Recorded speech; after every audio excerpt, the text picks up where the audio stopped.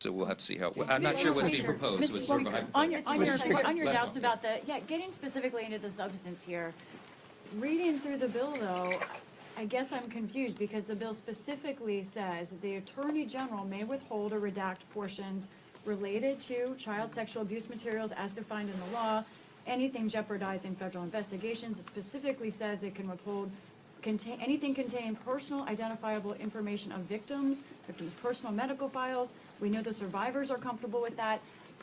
All of these things are actually in this bill. That's why I'm confused. Let me give you an example. And we could be up here for a long time. I'll litigate it with you. Let's do it. Like, what specifically is missing? Okay, so the first one you mentioned. Yeah. Okay, so here's HRS 581. This is the discharge, okay?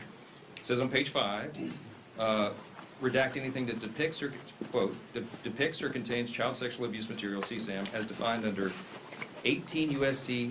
2256. Okay? All right, so you go to 18 U.S.C. 2256. Definitions of the chapter. Nowhere in this section, okay, go look it up, all right, does it contain the definition of child sexual abuse material. So I used to litigate federal cases, and I would challenge statutes in court, okay? The language is very important and very precise.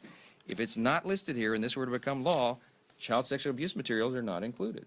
They're not included for redaction, which means the Attorney General and someone there, if they interpret the discharge in the statute that it passes directly and literally, as they're supposed to do, they're required to do under the law, then you're going to have things that would qualify under child sexual abuse materials. You have child pornography included in the distribution of this stuff. We can't go for that. But it's up to the Attorney General.